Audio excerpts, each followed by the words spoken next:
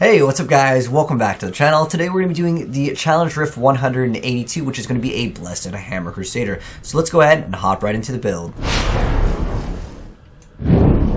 So here's what we're working with in terms of the pieces of gear. We're going to go ahead and have the Seeker of the Light, the full set. That is going to be the Blessed Hammer build. And then on top of that, we're going to make sure we make use of Falling Sword as much as we can to kind of hop around and also grants us some damage reduction. We also happen to have the Endless Walk set, so when we are stationary, we're going to be dealing more damage. So don't try to move when you are spamming on the Blessed Hammers. Now we have the Gabriel's Van Braces, so that's going to give us extra resource if Blessed Hammer hits 3 or less enemies. The belt doesn't really matter for this. But then on top of that, we also have Johanna's Argument, so it's relatively optimized over here. And then we happen to have the Guard of Johanna, so that's going to make it so it just increase damage for the first 3 enemies hit.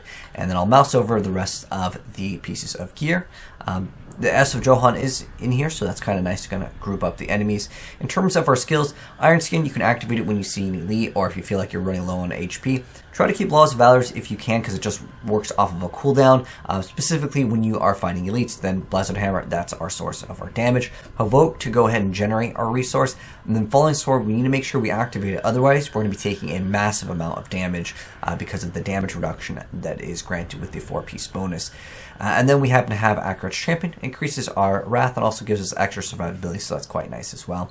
But in terms of the gameplay, all you're going to be doing is just going into large packs, just bounce right in with your Falling Sword, and then just start spamming your Blessed Hammer. When things get too dicey, just go ahead and activate Iron Skin, Accurate Champion, and Provoke to go ahead and help out a little bit with that. Now, Provoke, you just want to go ahead and make sure you use it when you need resource. And how it works is it just generates that Wrath, but it also reduces their attack speed and movement speed, so that can help out for extra survivability as well as getting your resource.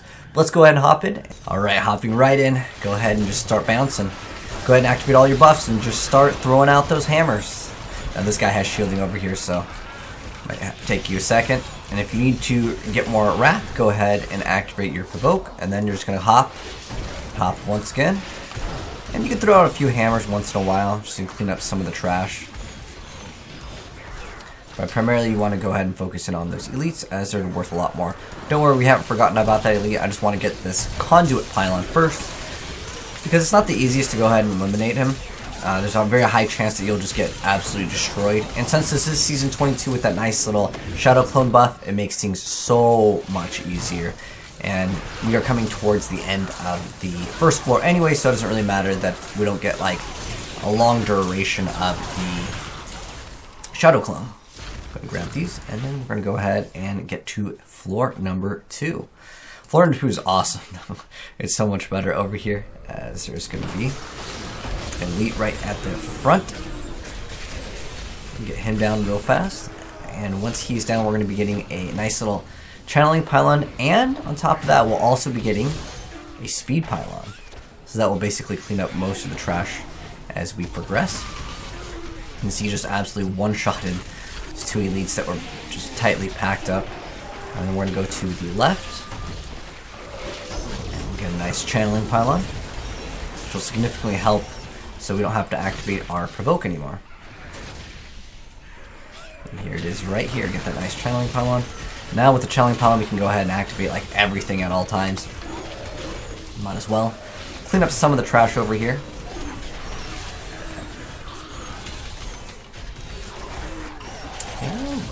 On to the next floor. So to go in to the left side over here. Delete this elite. Watch out for the explosions. They will sometimes do a massive amount of damage to you, as this build is a little bit on the squishier department. We should be coming up towards the very end of the rift over here. Pretty much just one more elite.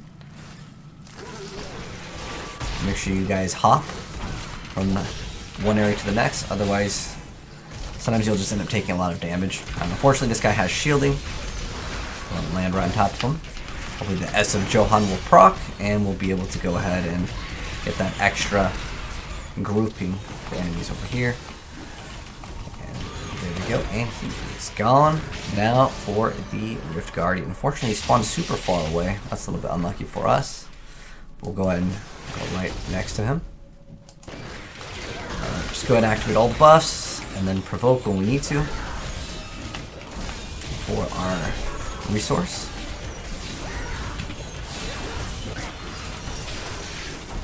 Activate that falling sword once again, provoke, and there we go. Very, very fast over here. So a 311.